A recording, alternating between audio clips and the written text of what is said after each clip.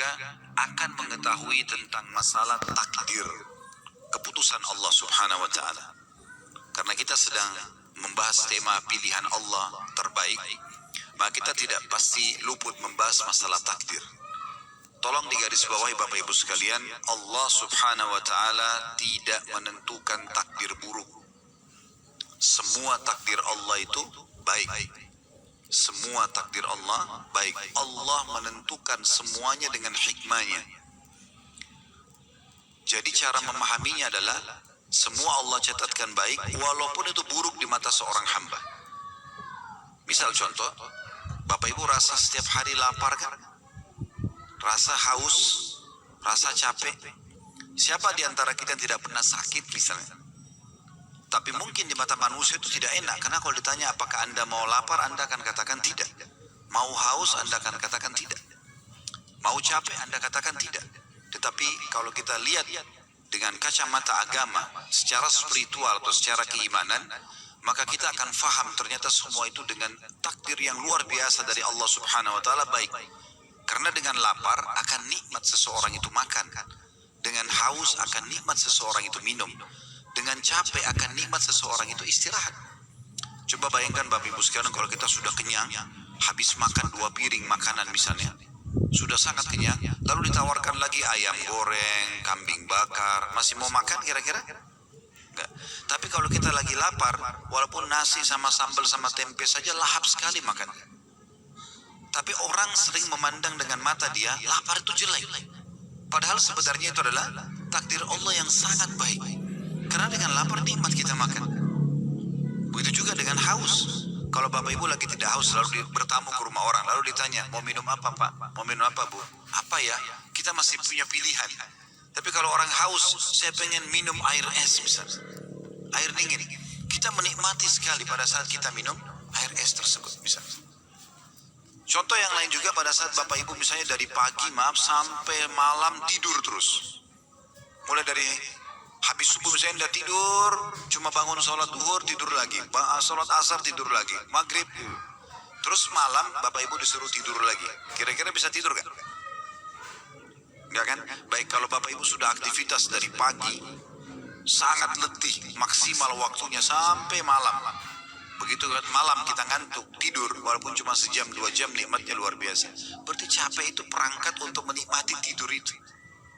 Karena orang kalau tidak capek, nggak lelap tidurnya. Banyak orang menganggap capek itu tidak baik. Sakit misalnya. Siapa di antara kita yang tidak pernah flu, demam, keselio? Semua orang merasakan. Kalau Bapak Ibu sendirian yang rasakan, mungkin Anda bisa anggap itu sebuah azab. Tapi kan semua orang rasakan. Ada di sini jemaah sekalian yang belum pernah flu. Saya mau kasih mikrofon untuk sampaikan pengalamannya kalau selama hidup nggak pernah flu, nggak pernah demam. Baik, mungkin itu sudah umum. Ada nggak di sini yang belum pernah digibah oleh orang? Selama hidup nggak pernah digosipin, nggak pernah difitnah, ada? Kalau ada, tolong naik ke sini sampaikan pengalamannya. Artinya itu standar kan? Semua orang merasakan. Lalu apa hikmahnya? Kenapa harus ada ujian ini? Supaya kita tahu nikmatnya lawannya. Misalnya kalau sakit kita tahu nikmatnya sehat.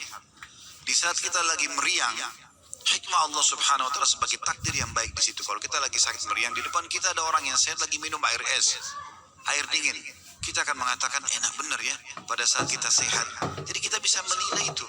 Karena manusia kalau tidak dikasih rambu-rambu seperti ini, dia akan lost control. Dia akan lupakan semua nikmat ini. Maka ujian-ujian yang datang justru untuk mendatangkan penilaian positif terhadap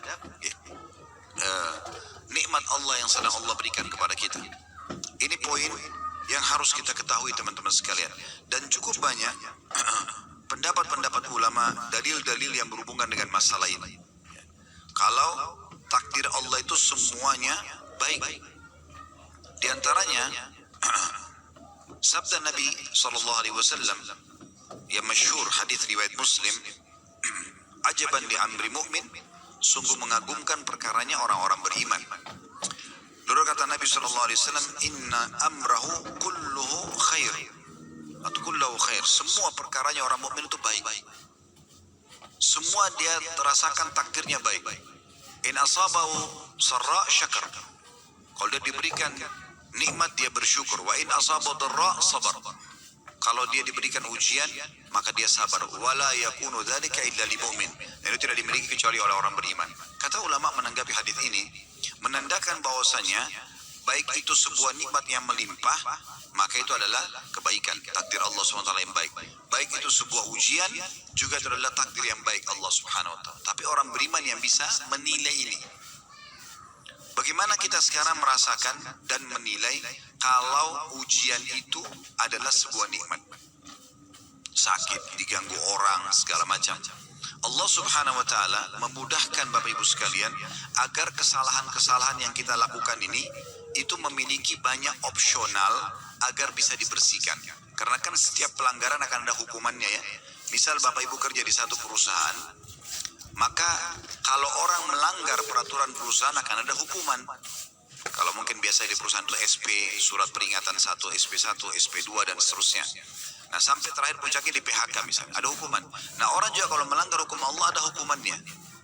Allah memberikan banyak kita opsi supaya hukuman itu tidak menimpa kita. Seperti misalnya taubat. Selain taubat datangnya ujian-ujian.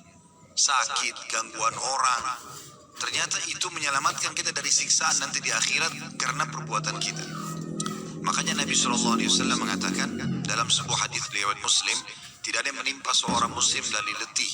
Tidak ada yang menimpa seorang muslim dari letih, capek, gangguan orang, penyakit, bahkan duri yang menusuk tubuhnya kecuali jadi pengampunan dosa-dosa. Kalau ada sesuatu yang Bapak Ibu tidak suka terjadi dalam hidup, perhatikan baik-baik. Kalau itu memang menimpa Anda dan tidak umum menimpa orang, biasanya memang disebabkan karena kesalahan kita sendiri. Ada orang sengaja balap-balap, ugal-ugalan jatuh, patah, tabrakan, lumpuh karena perbuatan dia. Nah orang banyak menilai juga ini sebagai takdir buruk. Sebenarnya tidak, bukan seperti itu.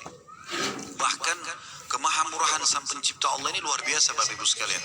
Sampai-sampai Allah memberikan kita kebebasan sepenuhnya untuk memilih.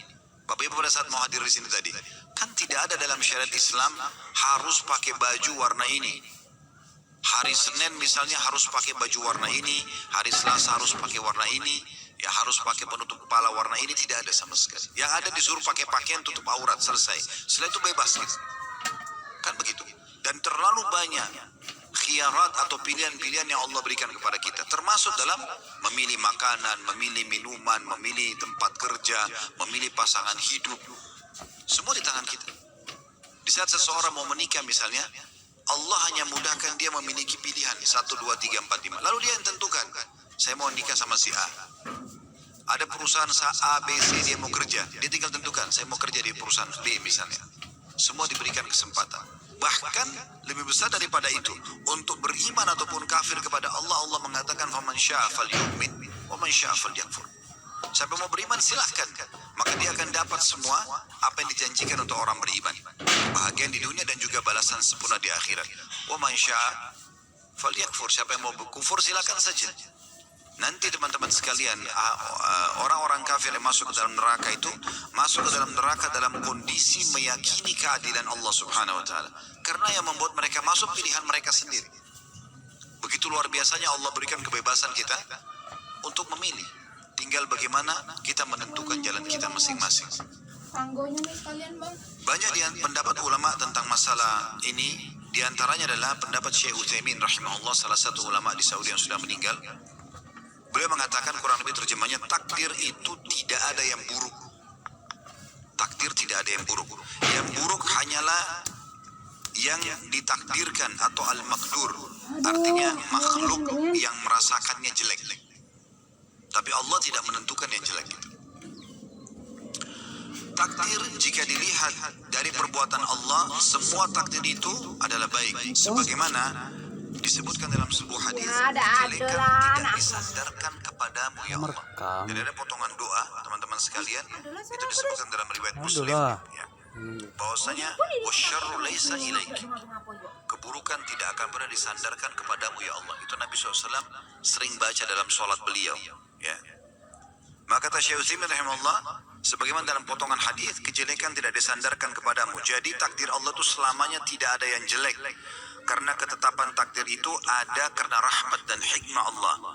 Kejelekan murni hanya muncul dari pelaku kejelekan itu sendiri. Karena Allah sudah tentukan ya, misalnya ada pelanggaran akan kena hukuman ini. Nah karena dia melanggar, dia kenalah hukuman tersebut. Nah biasanya orang anggap itu adalah takdir buruk. Padahal sebenarnya bukan takdir buruk. Itu takdir baik. Bahkan seringkali, Bapak Ibu sekalian, ada hal-hal yang kita anggap buruk. Ya, padahal sebenarnya itu bentuk kasih sayang Allah kepada seorang hamba. Nanti akan saya berikan contoh dalam masalah itu. Saya selesaikan dulu apa yang dikatakan oleh Syekh Utsaimin rahimahullah. Kata beliau, jadi kejelekan itu murni hanya muncul dari pelaku kejelekan. Sedangkan Allah itu hanya berbuat baik selama-lamanya. Ini beliau jelaskan dalam syarah hadis Arba'in Nawawi beliau di halaman 88.